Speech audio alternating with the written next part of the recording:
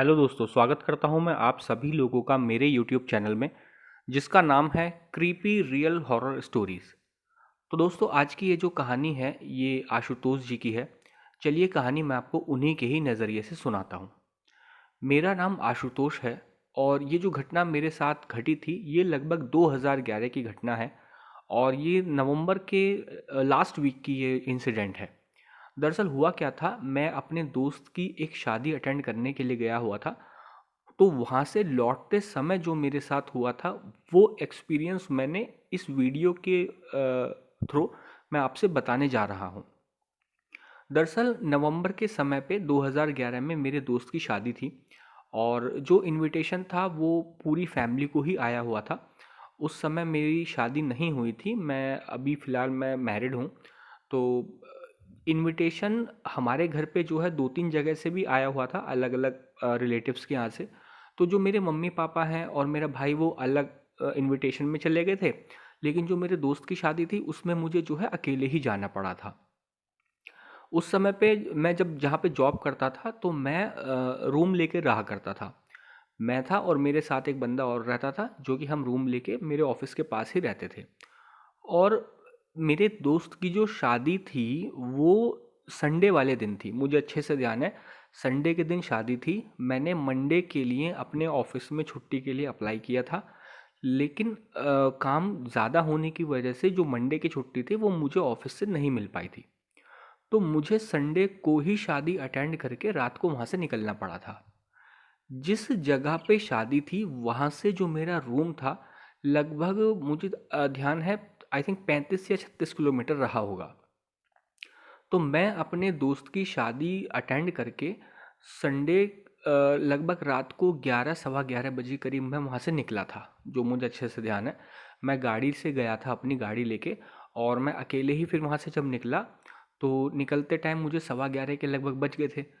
मैंने लगभग आधा डिस्टेंस कवर कर दिया था। आधा डिस्टेंस कवर करने के बाद जिस रोड पे मैं जा रहा था वो थोड़ा वैसी रोड थी कि मतलब एक तो होता है हाईवे, हाईवे जो होता है 8 लेन का जिस पे काफ़ी ज़्यादा मतलब रोशनी होती है, एकदम अच्छे से रहता है।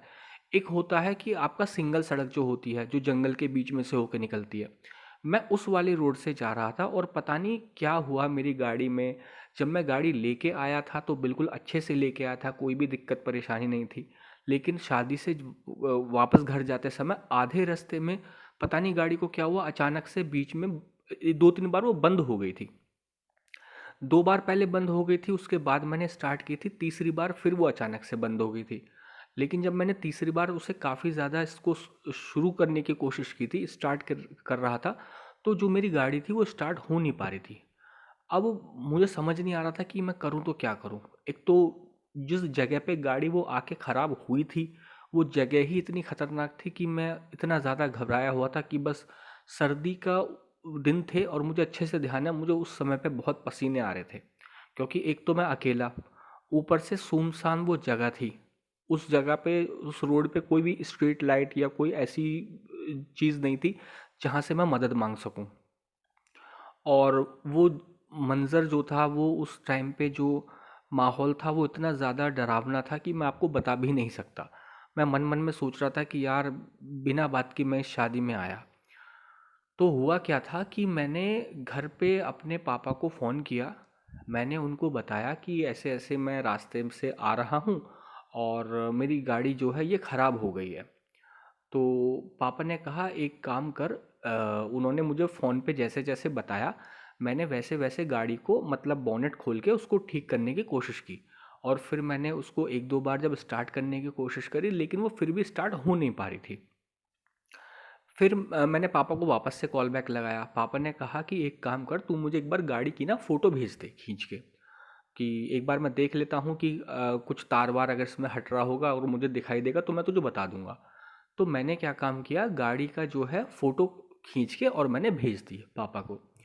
फ़ोटो भेजने के बाद लगभग 1 मिनट से भी कम समय में पापा का तुरंत कॉल आ गया।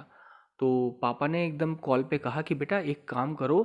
पापा थोड़ा सा मतलब मुझे उनकी आवाज़ से ये लग रहा था कि काफ़ी मतलब घबराए हुए से, थोड़ा टेंशन सी में उनकी वॉइस लग रही थी।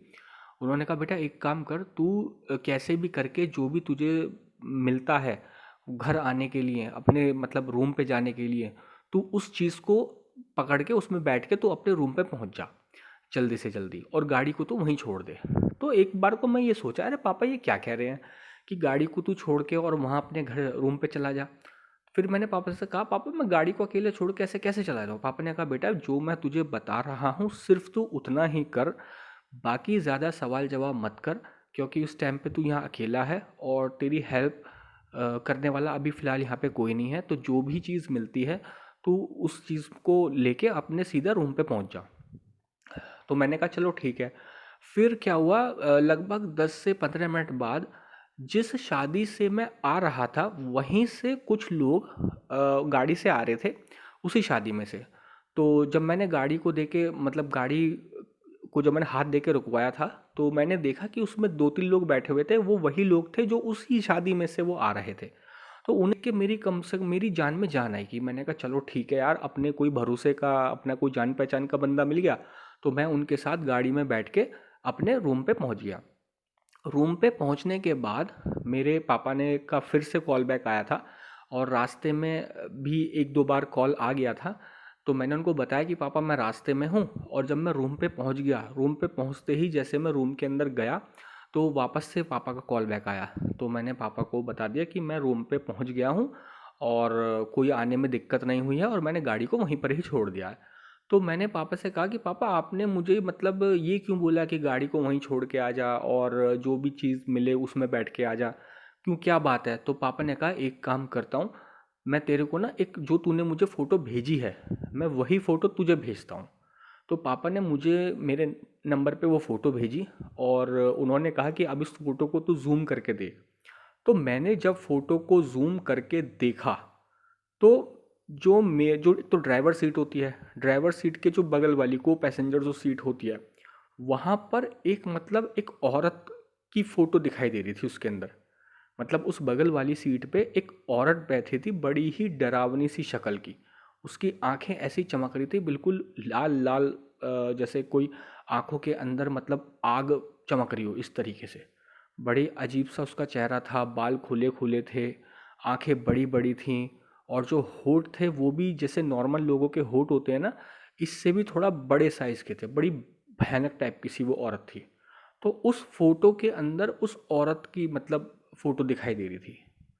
तो वो जैसे ही मैंने वो फ़ोटो देखी ज़ूम करके, वो अचानक से समझो मेरे हाथ एकदम कांपने लगे। जैसे होता है ना कि मतलब खून एकदम जम सा जाता है, शरीर एकदम सुन्न सा हो जाता है, वो चीज़ मेरे साथ हो गई। तो वो तो शुक्र है उस रात को मेरा रूममेट भी मेरे साथ था, अदरवाइज़ पता नहीं कि मैं रूम पे रात को सो भी पाता या नहीं। तो मैंने अपने रूममेट को वो फ़ोटो दिखाई, तो उसने बोला कि भाई कि अच्छा हुआ आज का दिन तेरा लिए अच्छा था कि तू बच गया, वरना तो हो सकता है तेरे साथ तेरे मतलब जान को भी कोई प्रॉब्लम हो सकती थी। तो दोस्तों ये थी कहानी मेरे साथ जो घटी थी, ये सच्ची घटना जो मैंने आज आप लोगों के साथ शेयर की है। उम्मीद करता हूँ कि आप लोगों को ये जो कहानी है ये पसंद आई होगी। अगर आपको मेरे चैनल पे अपलोड की हुई कहानियाँ पसंद है तो आप मेरे चैनल को सब्सक्राइब कीजिएगा, वीडियो को लाइक कीजिएगा, और प्लीज़ मुझे कमेंट ज़रूर कीजिएगा। मैं ताकि आपके कमेंट से मुझे मोटिवेशन मिलता है और मैं आगे ऐसे ही वीडियोस आपके लिए लाता रहूँगा। थैंक यू मेरे दोस्तों।